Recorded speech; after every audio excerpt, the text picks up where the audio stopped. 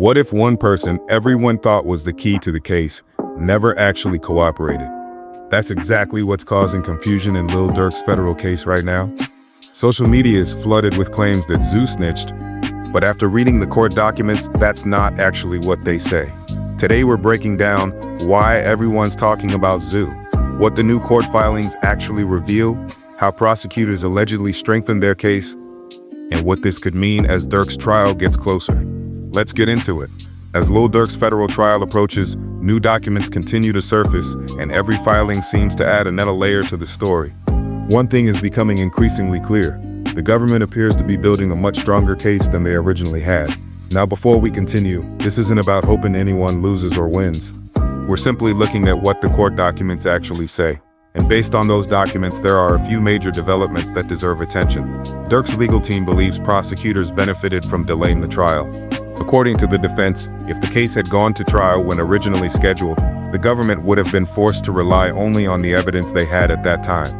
Instead, the delays allegedly gave prosecutors additional months to collect more witnesses, gather more evidence, and expand the case. From the defense's perspective, that created an unfair advantage. Whether the judge agrees with that argument is another story, but that's the position they're taking. Now, let's address the biggest misconception online. People have been saying Zoo cooperated with investigators, but that's not exactly what the court filing says. According to the documents, Zoo, identified as co-conspirator number 6, is described as an important figure connected to multiple incidents. However, the information prosecutors are relying on allegedly came from another witness, referred to as PW2. In other words, that's a very different claim than saying Zoo personally cooperated with federal agents. And that's the distinction many people have missed. Here's why this is important. Zoo is now deceased. That means the defense can no longer question him directly. They can't interview him, they can't call him to testify, they can't challenge statements prosecutors say were passed through another witness. That's one of the defense's biggest complaints. They're arguing that this limits their ability to challenge parts of the government's case. Another interesting detail, the documents identify someone as PW2.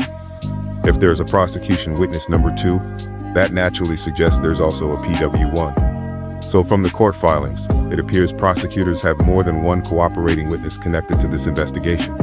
Exactly what each witness knows remains to be seen at trial, but multiple witnesses generally strengthen the government's position. Another surprise is the Atlanta shooting. Earlier in the case, many believed prosecutors weren't focusing heavily on that incident. Now it's back in the conversation. The defense argues that newly obtained witness information helped prosecutors reconnect Durk to those allegations. Whether that evidence ultimately holds up in court is something only the trial will determine. The filings also reference alleged connections to a car theft ring. Right now, very few details have been made public. But if prosecutors introduce evidence tying together vehicle thefts, communications, and financial records, it could become another piece of the broader case they're trying to present. We'll have to wait and see exactly how much of that reaches the courtroom. As the trial gets closer, expect more filings, more rumors, and more speculation. The key is separating verified court documents from social media headlines. Right now, one thing is clear. The government continues adding evidence.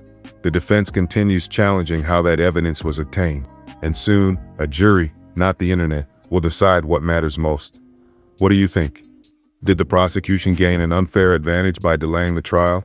Or do you believe the evidence will ultimately speak for itself? Drop your thoughts in the comments below.